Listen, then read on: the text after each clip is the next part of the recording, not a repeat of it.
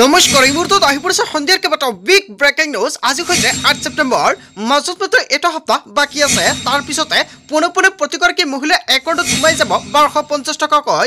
যদি এতিয়ালৈকে আপোনাৰ একাউণ্টত 1 টকা সোমোৱা নাই কমেণ্ট কৰি জনাই দিয়ক। অৰুণোদয় 3 আবেদন কৰা 25জন হিতাধিকাৰী বেংক একাউণ্টত চৰকাৰৰ ফালৰ পৰা 1 টকাকৈ প্ৰদান কৰা হৈছে। আপুনি 1 টকা পাইছে না নাই? যদি আপুনি পোৱা নাই আপোনাৰ একাউণ্টত আপুনি অৰুণোদয় আঁচনিৰ টকা নাপাব। লগতে লাখ লাখ মহিলাৰ একাউণ্টত মুখ্যমন্ত্ৰী ডক্টৰ হিমন্ত বিশ্ব শৰ্মাই আকৌ প্ৰদান কৰিব 10,000 কোটি টকা। ৰেচন কাৰ্ড থকা প্ৰতিজন হিতাধিকাৰীয়ে প্ৰত্যেক মাহতে লাভ কৰিব 1,000 কোটি টকা। ৰেচন কাৰ্ড থাকিলে লাভ কৰিব আপুনি আৰু বহুতো সুবিধা, লগতে চৰকাৰী দৰৰ টকাও লাভ কৰিব। লগতে কেইবাটাও ৰাজনৈতিক খবৰৰ লগতে অৰাজনৈতিক খবৰ যুগুত কৰা হৈছে আজিৰ দিনটোত। গোটেই অসম তথা ভাৰতৰ বিভিন্ন প্ৰান্তৰ পৰা যুগুত হৈছে কেইবাটাও ডাঙৰ খবৰ। এনেবোৰ খবৰ নিতৌ পাই থাকিবলৈ চেনেলটি ছাবস্ক্ৰাইব কৰি ভিডিঅ'টো এটা লাইক কৰিবলৈ নাপাহৰিব। আজিৰ আমাৰ প্ৰথম খুবেই গুৰুত্বপূৰ্ণ খবৰ হৈছে অসমবাসীৰ বাবে এটা ডাঙৰ খবৰ। মাজত মাত্ৰ আৰু এটা সপ্তাহ বাকী আছে, কিয়নো লাখ লাখ মহিলাৰ একাউণ্টত পোনে সোমাব চৰকাৰী ধন। গৰ্তবিহী অৰুণোদয় আঁচনি কেনেকৈ বঢ়াব আপোনাৰ নাম? যদি তালিকাৰ পৰা আপোনাৰ নামটো কৰ্তন কৰা হৈছে বা আপুনি ভাবিছে নতুনকৈ আবেদন কৰিব, তেনে ক্ষেত্ৰত গৰ্তবিহী কৰিব পাৰিব। এতিয়া আপোনাৰ DC অফিচলৈ যোৱাৰ প্ৰয়োজন নাই।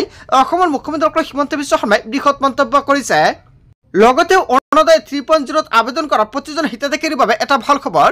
যদি অৰুণোদয় 3.0 আপুনি আবেদন কৰিছিলে আৰু অৰুণোদয় 3.0 তালিকাত আপোনাৰ নামটো আহিছে, তেনে ক্ষেত্ৰত নিশ্চয় আপোনাৰ একাউণ্টত 1 টকা এটা সোমাই পৰিছে।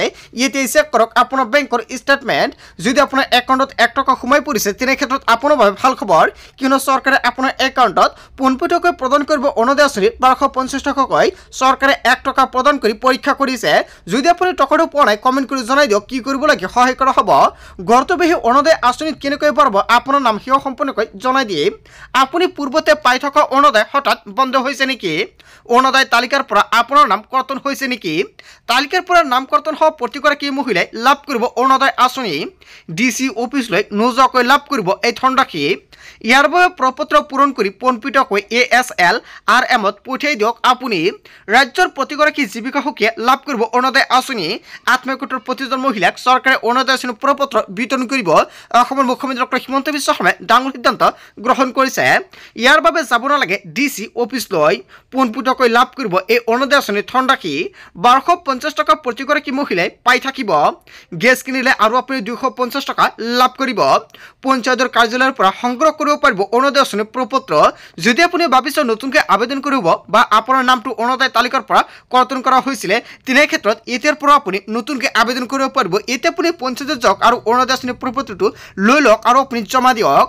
অসমত নতুনকৈ 35 লাখ মহিলাই লাভ কৰিব অৰুণোদয় আঁচনি। 17 ছেপ্টেম্বৰৰ পৰা 35 লাখ মহিলাই পাব অৰুণোদয় আঁচনিৰ সুবিধা। অসমৰ মুখ্যমন্ত্ৰী ডক্টৰ হিমন্ত বিশ্ব শৰ্মাই অৰুণোদয় আঁচনিক লৈ কেইবাটাও গুৰুত্বপূৰ্ণ মন্তব্য কৰিছে। তাৰপিছত অসমবাসী ৰাজক জনাইছে আমাৰ পৰৱৰ্তী খুবেই গুৰুত্বপূৰ্ণ খবৰ, লগতে ডাঙৰ খবৰ। হিন্দু বঙালী দ্বিপটৰ সমস্যা সমাধানৰ দায়িত্ব মন্ত্ৰী ৰঞ্জিত কুমাৰ দাসৰ। হয় বন্ধু-বান্ধৱীসকল, মন্ত্ৰী ৰঞ্জিত কুমাৰ দাসে সংবাদমেল পাতি কেইবাটাও ডাঙৰ মন্তব্য কৰিছে। বিজেপি দলক আগুৱাই নিয়াৰ মূল জনগোষ্ঠীটো হৈছে বাঙালী হিন্দুসকল। তাৰ পাছতে লাহে লাহে অসীমা মানুহ বিজেপি হ'ল। ভাৰতবৰ্ষ বা অসমত যিমান জনজাতি আছে সকলোৱে এতিয়া বিজেপি দলক গ্ৰহণ কৰিছে। দ্বিবটৰৰ যিমান সমস্যা আছে বিজেপি দলে সমাধান কৰিব। যিমান আইনী প্ৰক্ৰিয়া আছে মই সকলো সমাধানৰ চেষ্টা কৰিম বুলি মন্তব্য কৰিছে মন্ত্ৰী ৰঞ্জিত কুমাৰ দাসে। নিৰ্বাচনী সভাত অংশগ্ৰহণ কৰি মন্ত্ৰী ৰঞ্জিত কুমাৰ দাসে ডাঙৰ মন্তব্য। হয় বন্ধু-বান্ধৱীসকল, মন্ত্ৰী ৰঞ্জিত কুমাৰ দাসে দ্বিবটৰ সমস্যাক লৈ যিটো মন্তব্য কৰিছে, জনতাই কি ক'ব? যদি জনতাৰ কিবা মন্তব্য কৰিব লগা থাকে আপোনালোকৰ মন্তব্যটো নিশ্চয় কমেণ্ট কৰি জনাই দিব। তাৰপিছত অসমবাসী ৰাজক জনাইছে আমাৰ পৰৱৰ্তী খুবেই গুৰুত্বপূৰ্ণ খবৰ, লগতে ডাঙৰ খবৰ। মিয়াবিচিৰি অভিযান চলোৱা সকলো নেতা পৰিব বিপদত। ধৈৰ্য আৰু সহ্যৰ এটা সীমা থকা উচিত বুলি মন্তব্য কৰিছে আমচুৰ ফালৰ পৰা। হয় বন্ধু-বান্ধৱীসকল, আমচুৰ ফালৰ পৰা কেইবাটাও গুৰুত্বপূৰ্ণ মন্তব্য কৰিছে। সকলোৰে বিৰুদ্ধে লোৱা হ'ব আইনী ব্যৱস্থা। মিয়াৰ ওপৰত চলোৱা অত্যাচাৰৰ বিৰুদ্ধে আমচুৰ গৰ্জন। চৰকাৰৰ পৃষ্ঠপোষকতাত মিয়াৰ বিৰুদ্ধে নামিছে দল সংগঠন। ধৈৰ্যৰ এটা সীমা থাকে, সহ্যৰ এটা সীমা থাকে। মিয়াৰ ওপৰত অত্যাচাৰ কৰা সকলো আদালতৰ সন্মুখীন হ'ব লাগিব। সময় থাকোঁতে চৰকাৰে নিয়ন্ত্ৰণ কৰক এইসকল বে কৰি থকা নেতাসকলক। শিৱসাগৰ জিলা আয়ুক্ত আৰু আৰক্ষী অধীক্ষকে আঁঠু ল'লে নেকি? এনেকুৱাকৈ কেইবাটাও ডাঙৰ অভিযোগ উত্থাপিত কৰিছে আমচুৰ ফালৰ পৰা। কিয় ল'ব পৰা নাই ব্যৱস্থা? উজনি অসমৰ একাংশ সংগঠনৰ নেতাক নাকি লগক। অন্যথা পৰিণাম ভয়ংকৰ হ'ব বুলি হুংকাৰ দিছে আমছুৱে আমছুৰ সভাপতি ৰেজাউল কৰিম সৰকাৰ ডাঙৰ মন্তব্য কৰিছে আসলতে আমছুৰ নেতা ৰেজাউল কৰিম সৰকাৰে যেটো মন্তব্য কৰিছে জনতাই কি ক'ব যদি জনতাৰ কিবা মন্তব্য কৰিব লগা থাকে আপোনালোকৰ মন্তব্য নিশ্চয় কমেন্ট কৰি জনাই দিব তাৰ পিছত অসমবাসী ৰাজ্যক জনসমাৰ পৰৱৰ্তী খুবেই গুৰুত্বপূৰ্ণ খবৰ লগতে ডাঙৰ খবৰ হাতে হাতে তালিকালৈ ৰাজ্যৰ প্ৰান্তে প্ৰান্তে চলিছে জৰীপ হয় বন্ধুসকল অসমৰ মুখ্যমন্ত্ৰী হিমন্ত বিশ্ব শৰ্মাৰ নিৰ্দেশনাৰ পিছতে জৰীপ প্ৰক্ৰিয়া আৰম্ভ হৈ গৈছে খবৰ নিদিয়াকৈ হাজাৰ হাজাৰ বিঘা ভূমিত চলিব উচ্চত অভিযান মুখ্যমন্ত্ৰীৰ নিৰ্দেশৰ পিছতে আৰম্ভ হৈ গৈছে একশন গড়ে গড়ে গৈ বন বিভাগৰ জৰীপ আৰম্ভ বেদখলকৃত ভূমিত ঘৰ নিৰ্মাণ কৰা সকল পৰিব বিপদত বুলডোজাৰ একশনৰ বাবে সাজু হৈছে প্ৰশাসন হয় বন্ধুসকল উদমাৰী পশ্চিম যমুনা গাঁও আৰু পূব যমুনা গাঁও কেৱল এয়াই নহয় নিগম দবকা আৰু লংকা লামডিং সংৰক্ষিত বনাঞ্চলতো চলিছে জৰীপ 3 দিনৰ ভিতৰতে জৰীপ সম্পন্ন কৰিব বন বিভাগে জৰীপৰ প্ৰতিবেদন দাখিল কৰাৰ পিছতে চলিব বুলডোজাৰ হয় বন্ধুসকল এটা বিগ আপডেট আহি পৰিছে আজিৰ ভিডিঅ সকলে বেছি কৈ শেয়াৰ কৰি দিব কিয়নো 126টা সমষ্টিতে কোনো জাননী নিদিয়াকৈ চৰকাৰে চলাব উচ্চত অভিযান তাৰ বাবে চৰকাৰে পন্থা হাতত লৈছে জৰীপ হোৱাৰ পিছতে চৰকাৰে ঘৰে ঘৰে চলাব উচ্চত অভিযান তাৰ পিছত অসমবাসী ৰাজ্যক জনসমাৰ পৰৱৰ্তী খুবেই গুৰুত্বপূৰ্ণ খবৰ লগতে ডাঙৰ খবৰ বিটিসি নিৰ্বাচনৰ প্ৰাক মুহূৰ্তত শুকুৰালীৰ গৰ্জন মিয়া মুছলমানৰ অধিকাৰৰ বাবে শুকুৰে নামিছে নিৰ্বাচনত হয় বন্ধুসকল ভুল প্ৰাৰ্থীক ভৰ্তি চকুপানী নটুকিব জনতাই মুখ ফল পালে কাপলেটৰ ছবিত ভোট দিয়ক বুলি মন্তব্য কৰিছে শুকুৰালীয়ে ভয় কৰি ৰাজনীতি কৰা নাই জাতি বিক্ৰী কৰি ৰাজনীতি কৰিবলৈ অহা নাই শুকুৰালীয়ে ৰাইজৰ হৈ কাম কৰিবলৈ ওলাই আহিছো বুলি মন্তব্য কৰিছে শুকুৰালীয়ে আৰু শুকুৰালী এবাৰ সুযোগ বিচাৰিছে শ্ৰীৰামপুৰ সমষ্টিৰ পৰা নিৰ্দলীয় প্ৰাৰ্থী হিচাপে নিৰ্বাচনত নামিছে শুকুৰালীয়ে বিটিসি নিৰ্বাচনৰ প্ৰাক মুহূৰ্তত শুকুৰালীৰ গৰ্জন হয় বন্ধুসকল শুকুৰালীয়ে পৃথক মন্তব্য কৰিছে সংবাদমেল পাতি তাৰ পিছত অসমবাসী ৰাজ্যক জনসমাৰ পৰৱৰ্তী খুবেই গুৰুত্বপূৰ্ণ খবৰ লগতে ডাঙৰ খবৰ কি হ'ব 10 ছেপ্টেম্বৰত উৎকণ্ঠাৰে বাৰ্তাই আছে ৰাজ্যৰ কোটি কোটি জনতাই গৌৰৱ গগৈৰ পাকিস্তান কানেকশ্যনৰ ফাদিল হ'ব বিস্ফোৰক তথ্য হয় বন্ধুসকল মুখ্যমন্ত্ৰী হিমন্ত বিশ্ব শৰ্মাই মন্তব্য কৰিছিল 10 ছেপ্টেম্বৰত গৌৰৱ গগৈৰ সকলো ফাদিল হ'ব কিন্তু কি হ'ব তথ্যলৈ সাজু মুখ্যমন্ত্ৰী হিমন্ত বিশ্ব শৰ্মা আসলতে গৌৰৱ গগৈৰ কি হ'ব গৌৰৱ গগৈৰ কি তথ্য ফাদিল কৰিব এতিয়া জনতাই বাৰ্তাই আছে বিশেষ হ'ব 10 ছেপ্টেম্বৰত মুখ্যমন্ত্ৰীৰ সংবাদমেল গৌৰৱ গগৈ পাকিস্তানলৈ যোৱা প্ৰতিটো তথ্য ৰাজহুৱা কৰা হ'ব গৌৰৱ গগৈ কি কাৰণে গৈছিল পাকিস্তানলৈ পাকিস্তানেৰে কি লিংক আছে গৌৰৱ গগৈৰ কিমানবাৰ পাকিস্তানলৈ গৈছিল গৌৰৱ গগৈয়ে কাৰ কাৰ সৈতে বৈঠকত মিলিত হৈছিল গৌৰৱ গগৈ ইতিমধ্যে মুখ্যমন্ত্ৰী হিমন্ত বিশ্ব শৰ্মাৰ ঘোষণা মই যদি মিছা কৈছো মই পদত্যাগ কৰিম বুলি অসমৰ মুখ্যমন্ত্ৰী হিমন্ত বিশ্ব শৰ্মাই মন্তব্য কৰিছিল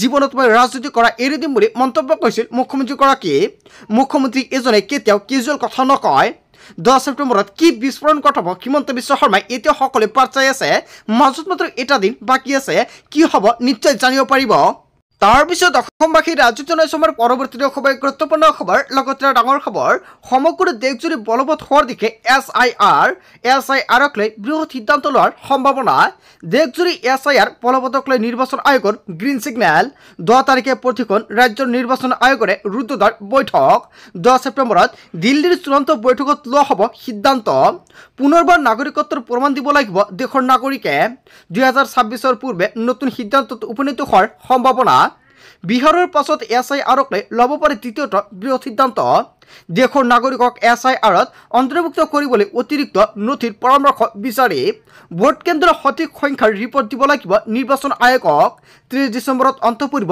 বিহাৰৰ এছআইআৰ প্ৰক্ৰিয়া ইয়াৰ পাছতে সমগ্ৰ দেশজুৰি বলবৎ হ'ব পাৰে এছআইআৰ ভোটাৰ তালিকাৰ পৰা নাম কৰ্তন হ'ব পাৰে সন্দেহযুক্ত লাখ লাখ লোকৰ নাম সমগ্ৰ দেশজুৰি বলবৎ হোৱাৰ দিশে এছআইআৰক লৈ বৃহৎ সিদ্ধান্ত লোৱাৰ সম্ভাৱনা মাজত মাত্ৰ এটা দিন বাকী আছে কি হ'ব নিশ্চয় জানিব পাৰিব এইটো চেনেলৰ জৰিয়তে আৰু এনেবোৰ ভিডিঅ প্ৰতিদিন পাবলৈ হ'লে তেনে ক্ষেত্ৰত চেনেলটি সাবস্ক্ৰাইব কৰি ৰাখিব লগতে আজিৰ ভিডিঅটো সকলোৱে বেছিকৈ শ্বেয়াৰ কৰি দিব তাৰ পিছত অসমবাসী ৰাজ্যক জনসমাৰ পৰৱৰ্তী খুবেই গুৰুত্বপূৰ্ণ খবৰ লগতে ডাঙৰ খবৰ সলনি হ'ব বিনামূলীয়া চাউল সংগ্ৰহৰ পদ্ধতি যদি আপোনাৰ ৰেচন কাৰ্ড আছে আপোনাৰ বাবে এটা ভাল খবৰ 1 অক্টোবৰৰ পৰা এটা নহয় দুটা নহয় কেইবাটাও নতুন নিয়ম সলনি হ'ব ৰেচন কাৰ্ডৰ পৰা আৰম্ভ কৰি নতুন নিয়ম সলনি হ'ব 1 অক্টোবৰৰ পৰা সলনি হ'ব ৰেচনৰ নতুন নিয়ম যদি আপোনাৰ ৰেচন কাৰ্ড আছে তেনে ক্ষেত্ৰত আজি জানি লওক কি নিয়ম সলনি হ'ব চাউল ল'ব যাওঁতে খেলিমেলি পালে দিব পাৰিব অভিযোগ 1800345361 দিয়ক আপুনি অভিযোগ সম্পূৰ্ণ নতুন পদ্ধতিৰে ল'ব লাগিব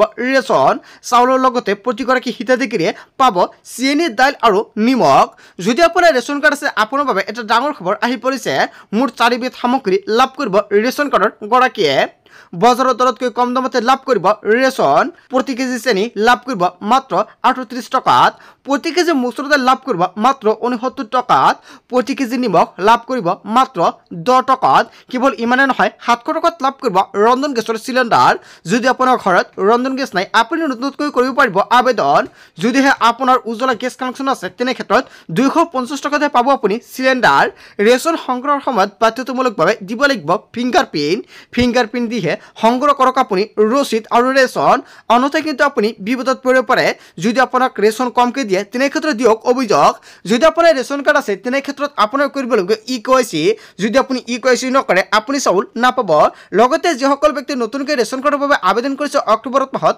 চৰকাৰে নতুনকৈ ৰেচন কাৰ্ড বিতৰণ কৰিব অসমৰ মুখ্যমন্ত্ৰী ডক্টৰ হিমন্ত বিশ্ব শৰ্মাই ৰেচন কাৰ্ডক লৈ কেইবাটাও গুৰুত্বপূৰ্ণ মন্তব্য কৰিছে তাৰপিছত অসমবাসী ৰাজুক জনাইছে আমাৰ পৰৱৰ্তী খবৰ গুৰুত্বপূৰ্ণ খবৰ লগতে ডাঙৰ খবৰ পুনৰ জনতাৰ মূৰত মাথমাৰ আশা উলংঘি হল গাখীৰ পনীৰৰ মূল্য আজিৰ পৰা 6 কেজি পনীৰ 600 টকাত ক্ৰয় কৰিব লাগিব কেৱল এয়াই নহয় দুগুণ বৃদ্ধি হল গাখীৰৰ মূল্য সীতাজখলা পেকেট এতিয়া 80 টকাত ক্ৰয় কৰিব লাগিব প্ৰতি প্লেট কণী এতিয়াৰ পৰা আপুনি ক্ৰয় কৰিব লাগিব 250 টকাত দুগ্ধজাত সামগ্ৰী আৰু কণীৰ জুই চাই দাম হল বজাৰত হয় বন্ধুসকল বজাৰত এটাৰ পৰা আন এটা বস্তুৰ মূল্য বাঢ়ি গৈ আছে কেতিয়াও নুকমে যদি বজাৰৰ মূল্যক লৈ যন্ত্ৰৰ কিবা মন্তব্য কৰিব লগা থাকে কমেন্ট কৰি জনাই দিব বন্ধুসকল আজিৰ মূল ভিডিঅ'খনত আপোনালোকে কিখিনি সৰু কেইটামান ইনফৰমেশ্যন দিবলগীয়া আছিলে ভিডিঅ'টি ভাল লাগিলে লাইক কমেন্ট শ্বেয়াৰ কৰিব so thank you for watching full video'